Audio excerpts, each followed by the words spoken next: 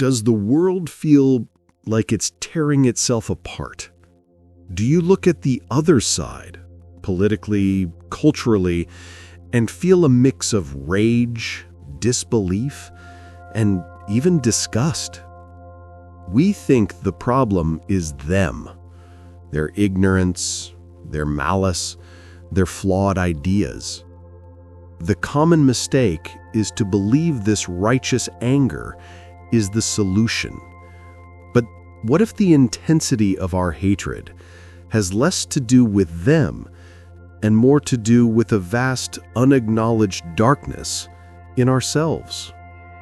What if our entire society is caught in a massive, dangerous act of what the great psychologist Carl Jung called the collective shadow projection? In the world of Jungian psychology, this is the great, uncomfortable truth. The more certain you are that your side is 100% good and the other side is 100% evil, the more you are possessed by the very shadow you claim to be fighting. In this powerful and timely exploration, we will move beyond the surface-level politics to uncover the deep psychological forces that are fueling our polarized world. We will discover why dialogue feels impossible. We will learn to recognize the dangerous trap of splitting, the black and white thinking that robs us of our humanity. And most importantly, this will be a guide to reclaiming your own psychological sovereignty, a path to becoming an island of sanity in a world that feels like it's going mad. So, if you are tired of the outrage, if you are exhausted by the division, let us begin the courageous work of looking in the mirror before we cast another stone. The enemy is the greatest labor-saving device ever invented by the human psyche. It is so much easier to see the darkness out there than to acknowledge the darkness in here. This is the fundamental mechanism behind the world's polarization. And it begins with a concept we have visited many times on this journey: the shadow. As we know, our personal shadow is the suitcase where we have packed away all the parts of ourselves we find unacceptable. Our rage, our greed, our envy, our vulnerability. But groups do this too. Nations, political parties, cultural movements, they all have a collective shadow. This is the sum total of all the qualities that the group's heroic self-image, its collective persona, refuses to acknowledge about itself. A nation that builds its persona on being the land of the free will push its own history of oppression and control into its collective shadow. A political party that sees itself as compassionate will deny its own moments of ruthlessness and lust for power. This shadow does not go away. It festers in the dark, and it waits for a screen. And in a polarized world, the other side becomes the perfect screen. This is the heart of what Carl Jung called projection. It is the unconscious act of seeing your own unowned qualities in another person or group. And the greater the emotional charge, the more intense your hatred or disgust, the more certain you can be that you are not just seeing them, you are seeing a reflection of your own disowned darkness. The enemy becomes a walking, talking caricature of everything we hate and fear about ourselves. Let me tell you a simple story, an allegory. Imagine two villages on opposite sides of a river. The village on the east side, let's call them the builders, pride themselves on their work ethic, their order, and their discipline. Their collective persona is that of the responsible citizen. Their greatest fear is chaos and laziness. The village on the west side, the dreamers, pride themselves on their creativity, their freedom, and their connection to nature. Their collective persona is that of the free spirit. Their greatest fear is conformity and rigid control. Over time, the builders, unwilling to acknowledge their own exhaustion, their own secret longing for rest, begin to project their disowned laziness onto the dreamers. They look across the river and see not people who value rest, but a village of lazy, unproductive parasites. The dreamers, unwilling to acknowledge their own fear of chaos, their own secret need for structure, begin to project their disowned control freak onto the builders. They look across the river and see not people who value order, but a village of rigid, soulless authoritarians. Soon, they are no longer neighbors. They are demons to one another. The builder's hatred for the dreamer's laziness becomes the very justification for their own overwork and burnout. The dreamer's hatred for the builder's control becomes the justification for their own chaotic and unsustainable lives. Each side becomes addicted to hating the other because it saves them from the terrifying work of looking in the mirror. This is the psychosis of our times. We have become a world of builders and dreamers, each pointing a finger across the river, utterly blind to the shadow we are casting. The algorithms of social media, the echo chambers of partisan news, they are not the cause of this. They are simply the accelerants. They are the powerful winds that fan the flames of a fire that was already burning in the unacknowledged darkness of the collective psyche. So I invite you to pause with me here. Bring to mind not the entire other side, but just one idea, one person, one headline that has recently filled you with that hot, righteous anger. Feel the certainty of your position, the clarity of their wrongness. Now, I'm not asking you to agree with them. I'm not asking you to condone their actions. I am simply inviting you to a courageous psychological experiment. Ask yourself, with the quiet honesty of the soul, what is the specific sin I see in them so clearly? Is it their arrogance, their hypocrisy, their ignorance, their greed? And now the hardest question of all. Where does a tiny 1% seed of that exact same quality exist in my own side, or even in me?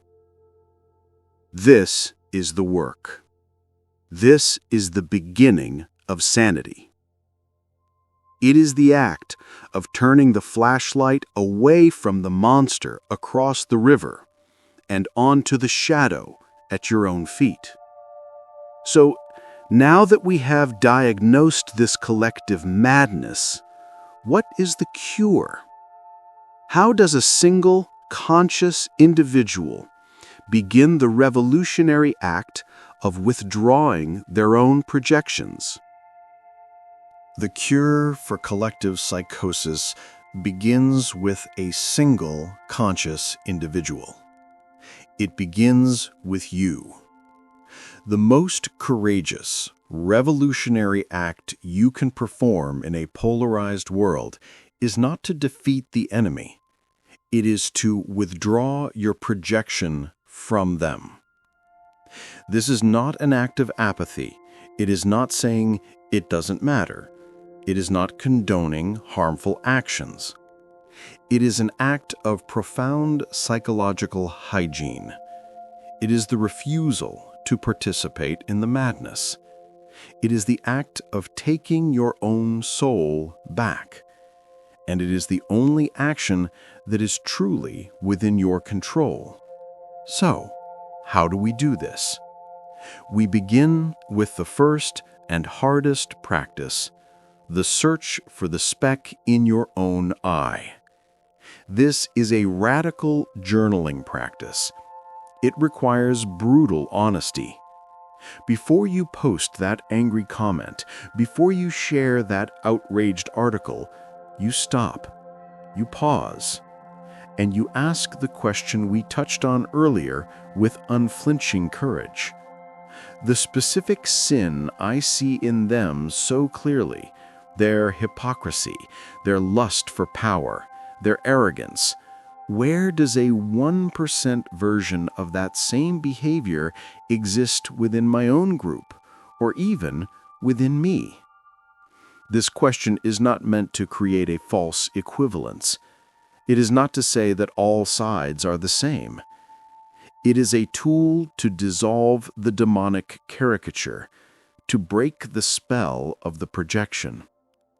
The moment you find that 1% speck of hypocrisy in your own side, the enemy is no longer a 100% pure demon.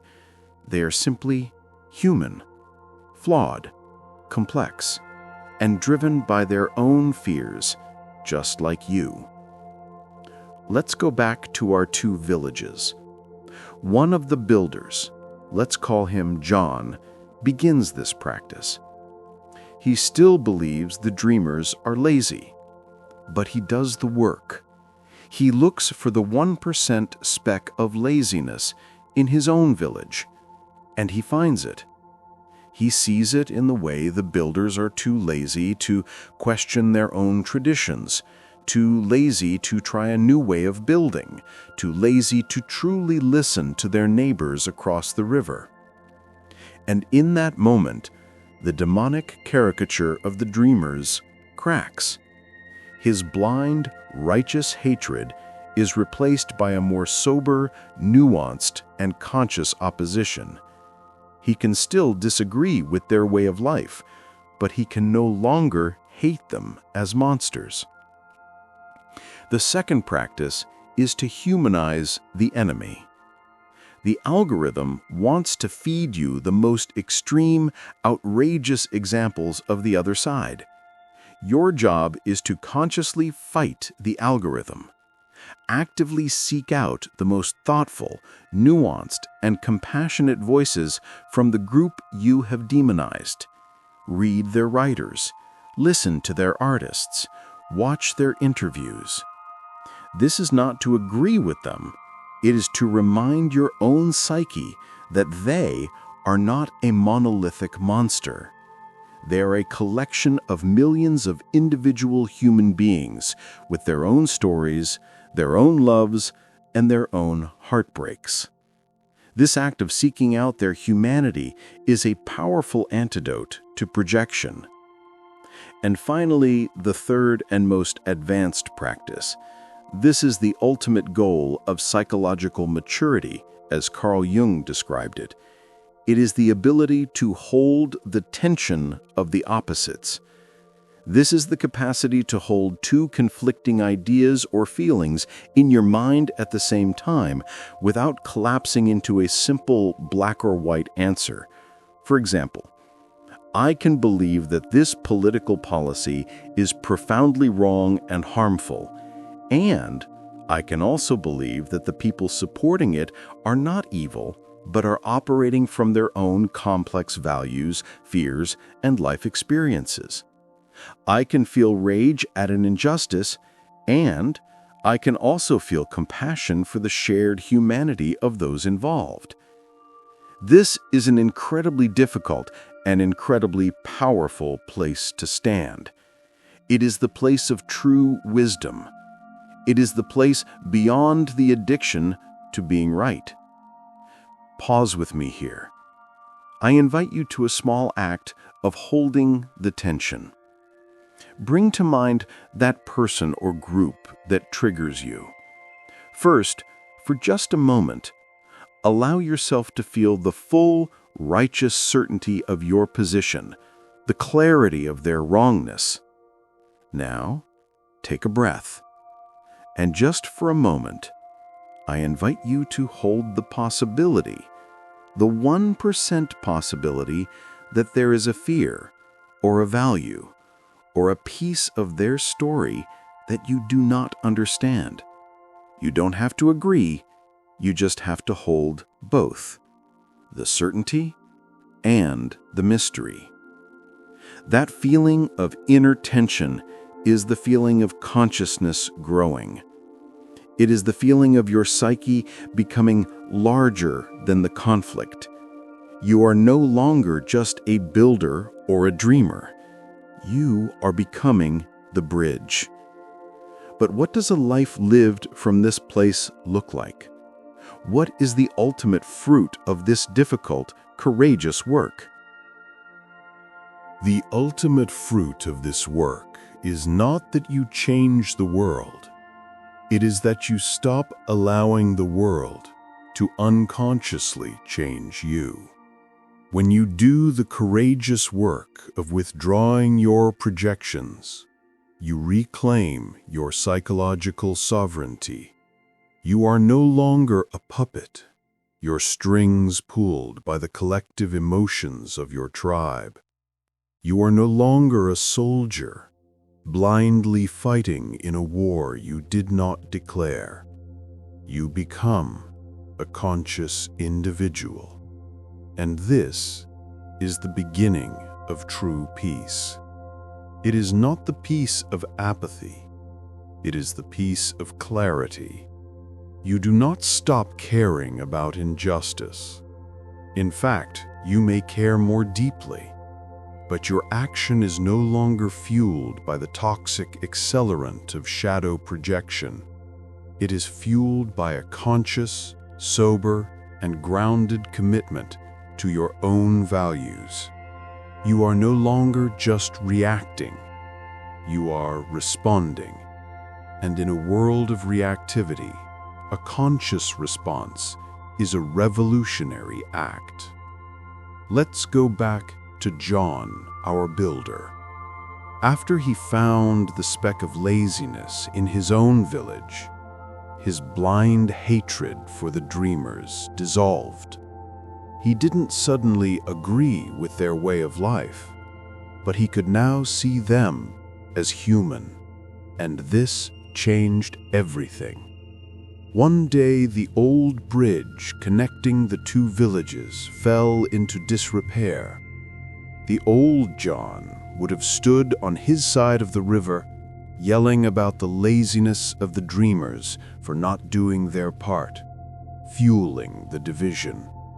But the new John, the John who had withdrawn his projection, did something different.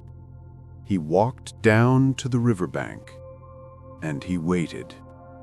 When a dreamer appeared on the other side, John did not shout about responsibility. He simply said, "The bridge is broken. Our children can no longer visit their cousins.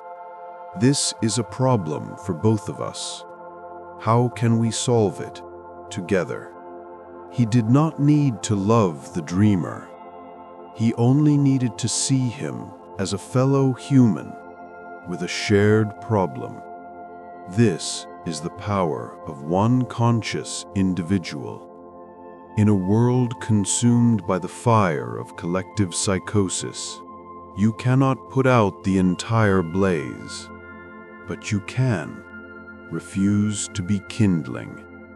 By withdrawing your own projections, by holding the tension of the opposites, you become what the Jungian analyst Edward Edinger called an island of sanity, a small but vital point of consciousness in a vast ocean of unconsciousness. You create a space where a real conversation could potentially happen. You become a container for a complexity that the world around you can no longer tolerate. And this, as Carl Jung famously said, is how the great changes in society truly begin. Not with mass movements, but with the inner change of individuals. Pause with me here. I invite you to feel into the freedom of this. The freedom from the exhausting burden of being right. The freedom from the addictive poison of outrage. The freedom to see the world not as a simple battle between good and evil, but as a complex, tragic, and sometimes beautiful human drama. This is the peace that comes when you are anchored not in the shifting sands of your tribe's ideology, but in the solid rock of your own integrated self. You are no longer at war. You are a peacemaker. And the first peace you make is the one within your own soul. This work is not about finding a final answer to the world's problems. It is about learning to live consciously within the mystery of its questions. And as we stand on our own small island of sanity, having looked at the great collective wounds of the world, a new, more personal question often arises. A question that turns our gaze from the collective back to the individual. The question is not, how can I fix the world? The question becomes, given the world's deep hunger and my own deep gladness, what is my unique, soulful gift to offer? Today, we have dared to look into the most difficult mirror of all, the mirror of the collective shadow. We have seen how the war of us versus them is often a tragic, unconscious civil war within ourselves. We have learned that the enemy is not a monster, but a reflection of the darkness we have refused to own. And we have discovered the most courageous act a conscious individual can perform in a world on fire is to refuse to be kindling. The great work of Carl Jung is a radical path of individual responsibility. It does not promise to save the world. It promises to save your soul from being lost in the world's madness. Withdrawing your projections is not an act of surrender. It is an act of profound power. It is the only way to break the hypnotic spell of collective rage. It is the only way to move from a blind soldier to a conscious peacemaker. You cannot build a bridge to the other side if you are still busy throwing stones. By doing this inner work, you do not become apathetic. You become effective. You do not lose your values. You find a wiser, more grounded way to embody them. This is the island of sanity, and it is built, one conscious individual at a time. So I invite you now to a final ceremony, a quiet ritual to mark the beginning of your own psychological sovereignty, to declare your independence from the tyranny of unconscious outrage. If you are willing, right now, to commit to the courageous practice of looking in the mirror before you cast a stone, to withdraw your energy from the great battle, and to become an island of sanity in your own corner of the world, I invite you to a courageous act of declaration in the comments below. Let this be a promise to your own soul, a marker of your commitment to consciousness. Write these powerful, healing words. I am withdrawing my projection.